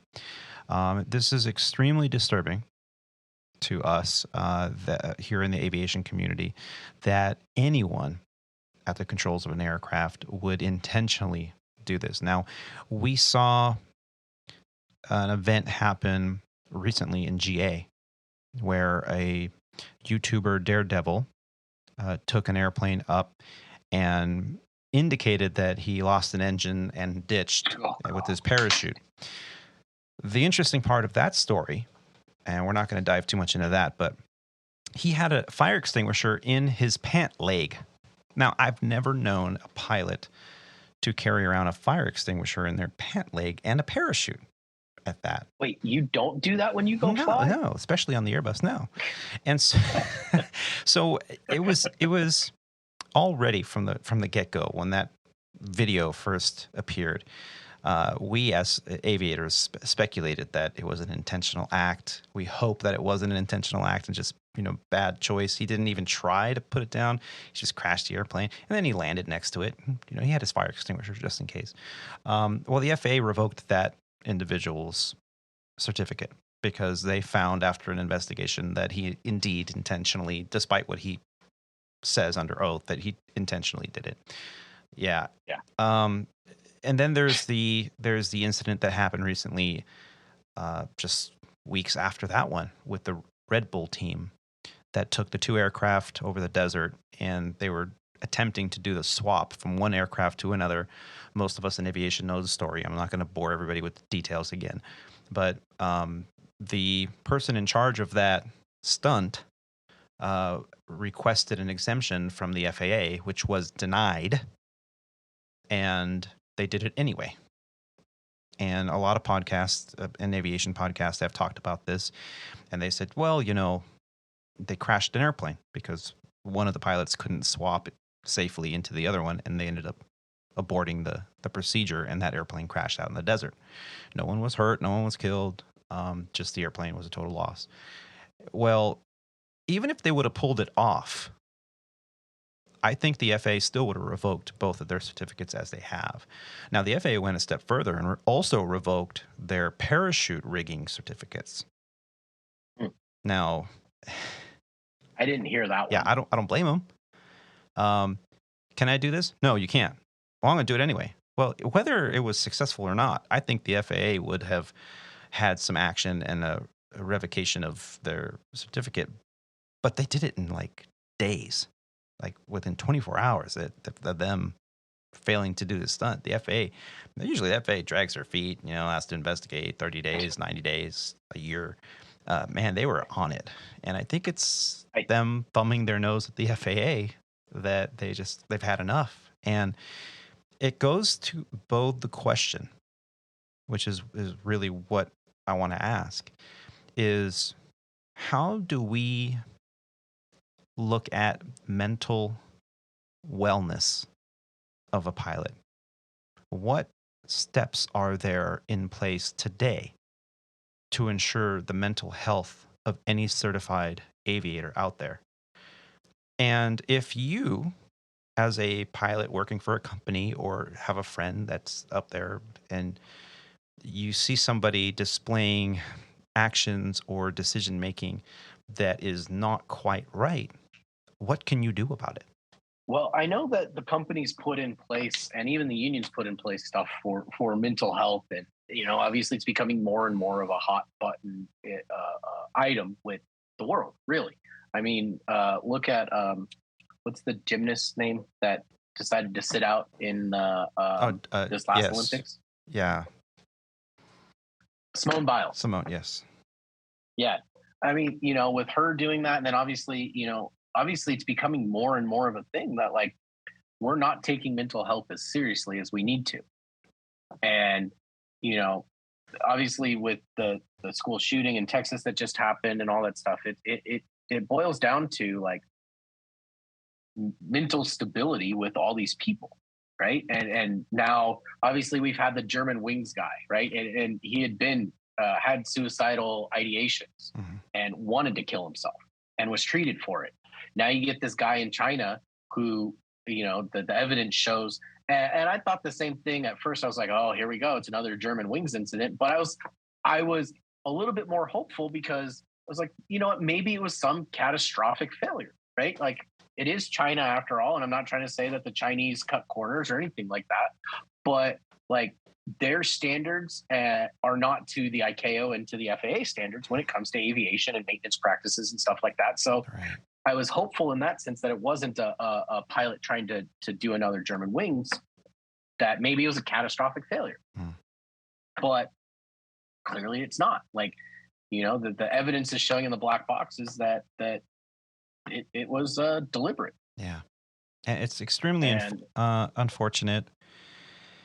And there are tools, as you mentioned, there available to all of us. You don't have to fly for an airline or a big company to take advantage of these tools. We've spoken with chairmen of the Wings program, and we've spoken with HIMSS leaders and people that have been through the HIMSS program here on the show. We've interviewed some really amazing aviators that have gone through really a lot to keep their certificate, to keep flying, to earn it back in some cases after drug and alcohol issues.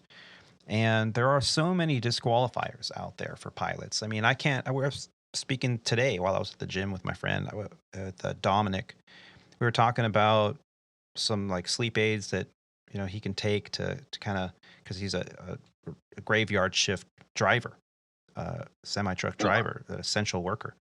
And so sometimes during the day, he can't get to sleep, but he needs to. So we were talking about sleep aids and things. And I said, well, I can't take anything like that. It has to be natural, like melatonin or something, because, chamomile tea, valerian root tea, things like that. Because if I take any kind of sleep aid, that I would lose my medical. I would lose my FAA medical. Same thing with Benadryl. I mean, I can't, if I have allergies, if I take any kind of antihistamine, again, that is a banned drug for first-class medicals. So I have to be careful about what I take. Well, with that, there's also this stigma of mental health in pilots. And if you're struggling, you have, we do a good job compartmentalizing as aviators. When we're at work, and when we're at home, and we try not to mix the two, because the last thing you want to do is think about your kids and your wife and your family or your parents or your dog while you're trying to do V1 rotate calls. I mean, it's just not a good idea. So we're pretty good at compartmentalizing, but we're also very good at ignoring the fact that we're human and sometimes we need help. And there are so many organizations, like we mentioned, the HIMSS program, the WINGS program, EAP, emergency or employee assistance programs. Almost every employer that I know of has a program. Most people have medical insurance. And if you have medical insurance, guess what? You have the dial-a nurse. And the minute you tell them, hey, I'm having a hard time, I'm struggling, guess what? You're going to see someone. Here in the union, our union has dedicated departments for the health, stress management, mental health for our aviators. And they're there to help us, number one, for our safety and our health. But they're also there to do so in a manner that would help protect our certificates to the best that they can. So usually I say, if you're having a hard time or you flew with somebody that you think they're having a hard time, or you know someone, a friend that is having a hard time, and they shouldn't be behind the controls of an aircraft at that particular moment, there are tools. Obviously, always go and try to talk to your friend, your pilot, coworker, whatever, with open mind and try to say, hey, I want to help. But if that doesn't work and you're still fear for their safety and the safety of others, there are so many ways, so many avenues that you can exercise to help them out and help the safety of everyone else. These incidences that we were just talking about should never happen in this industry. There needs to be better barriers for this to prevent this from happening.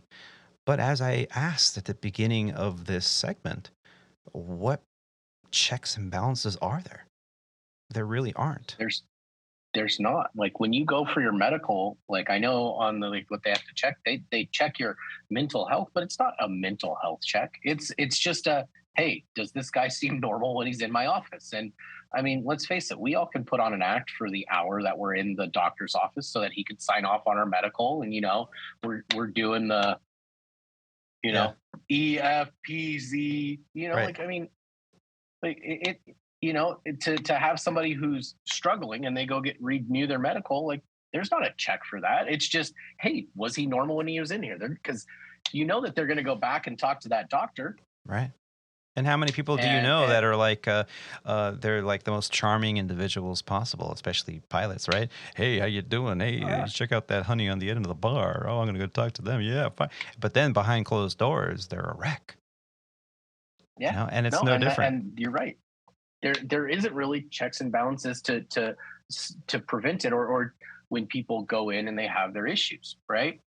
The only thing that there is these programs that are in place. And let's face it, we're all pilots at the end of the day. So 95% of us are type A personalities. And what does a type A person not want to do? Ask for help. Exactly. Yeah. So, you're right. It may be a stigma. It may, like you were saying, it could, harm their medical. It could harm their career. And at the end of the day, the worst thing you can tell a pilot is he can no longer be a pilot. Yeah. Yeah. And they don't want to put that risk on themselves to have it be pulled away from them because they were fearful, about going. Yeah. But the real fear is not asking for help because you do have programs in place like the HIMSS program, the WINGS program, the union stuff, the company stuff, right? Mm-hmm. Like that will, not saying 100% guarantee that you won't have any, bad stuff come against you, but that's the reason why those programs are there, is so that in case something happens, right, they can say, no, he volunteered to go to the HIMSS program. Right. He volunteered for this. So yes, you want to take this action against him, but you can't, right? Because he chose to do it himself, or she. Yeah. And those programs really don't work unless you are the one, as the person that has the issue, you are the one that voluntarily goes and says, okay, now it's time. Because you can go in and out of those programs. I mean, how many of us have heard of people going into, say, HIMSS program multiple times? I mean, I know of a guy who went in there 3 times for the same drug and alcohol program. 3 times over their career. And the third time, thank God, stuck, and he could continue on until the day he retired. And you think to yourself, you hear the rumors. I know a pilot that did that too. He basically got told that he was not going to take the airplane out and he needed to go use the HIMSS program. Like he was strongly urged to volunteer to go into the HIMSS program. Right.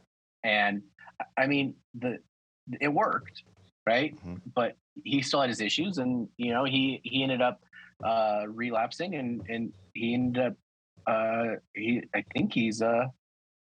actually just hit his 20 years sober this year. So, I know that it can work, but that's the thing is you have to want to go there. You have to be the one to go there. Right.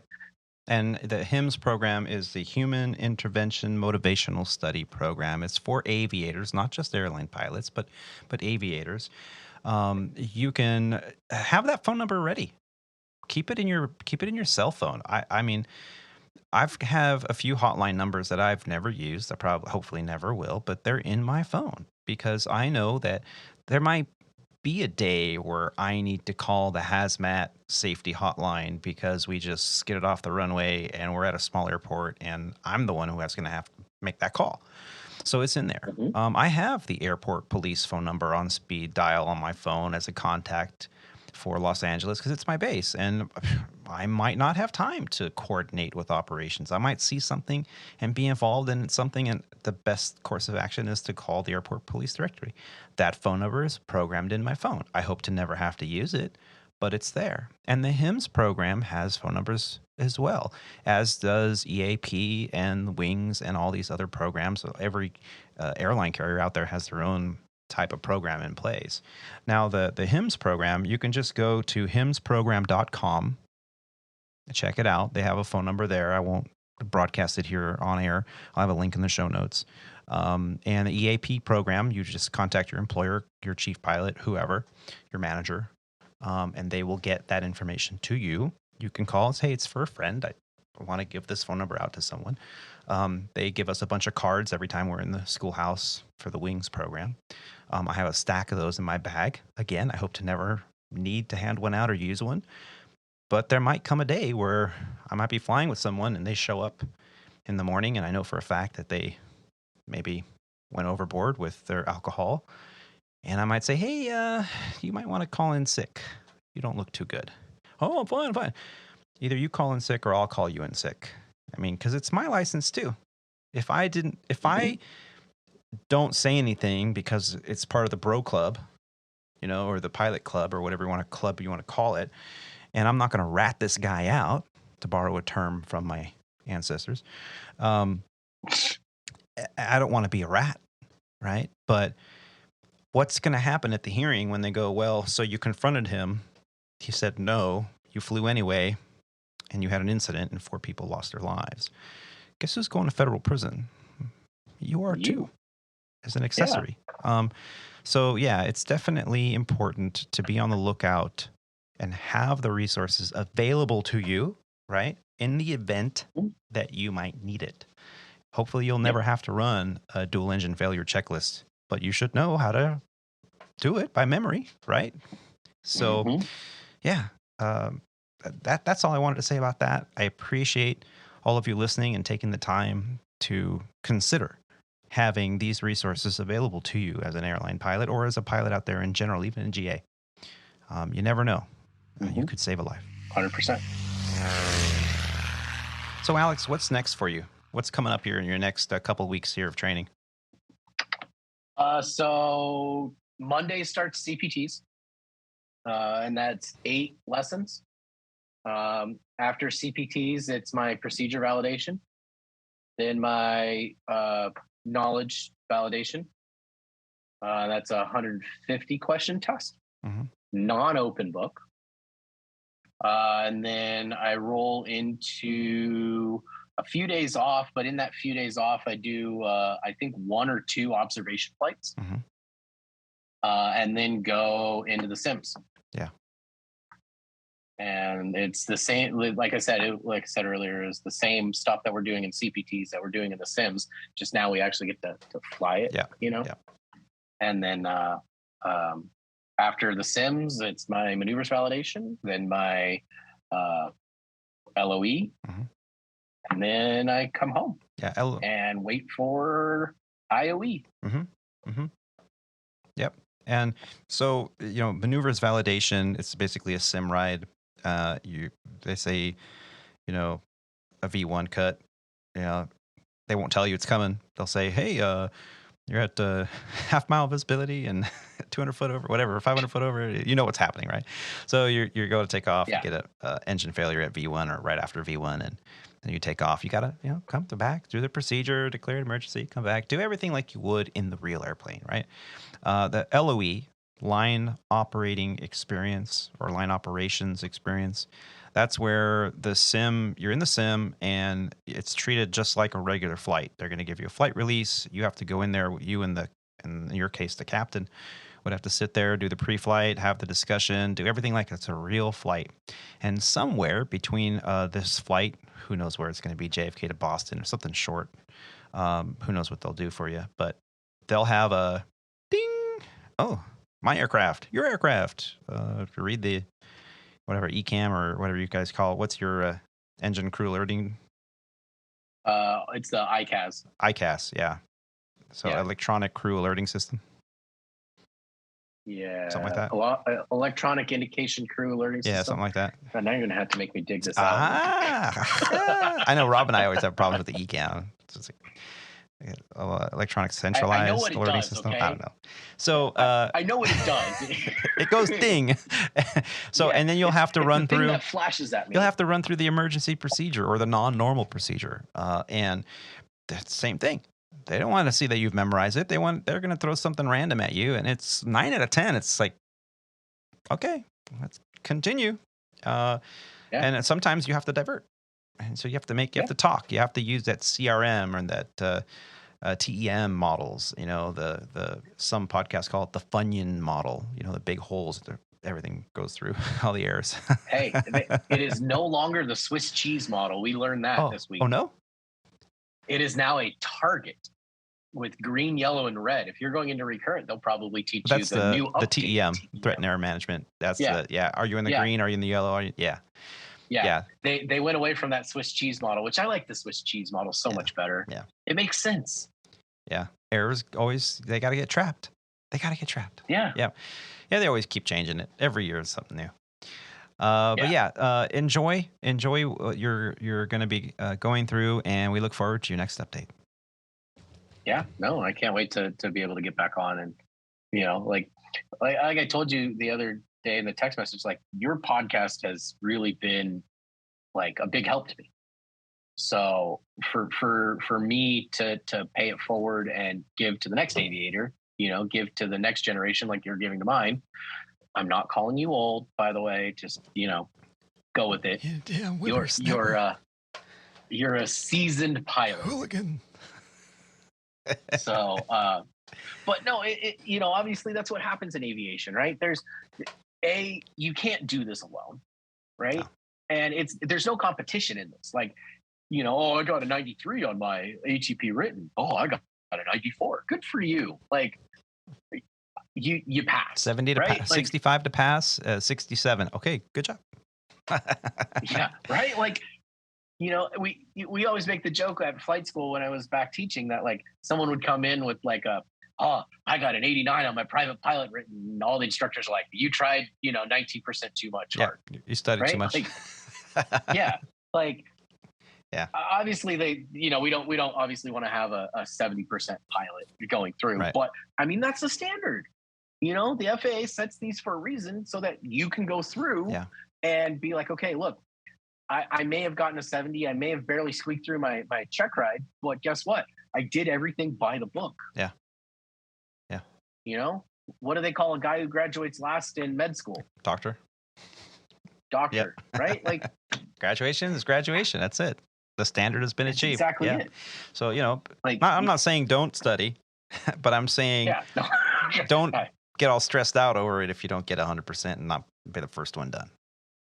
Yeah, no, I definitely realized that when we took our in-doc test, and it was like 100 questions or 75 questions or something like that, and like here I am, like almost an hour into it, and I'm almost done, right? And yet, like, I'm one of the last ones in the class. Like, there's like 5 of us left, and I'm sitting there, and I'm like, normally when I go through tests, I'm like, click, click, click, click, click, click, cool, 90, right? Yeah. But for whatever reason, like, I'm not stressing it because I'm taking my time because I don't want to screw up. Right. I don't want to do something that I know it's going to be the wrong way. Yeah. Well, it's important to you. So. Yeah.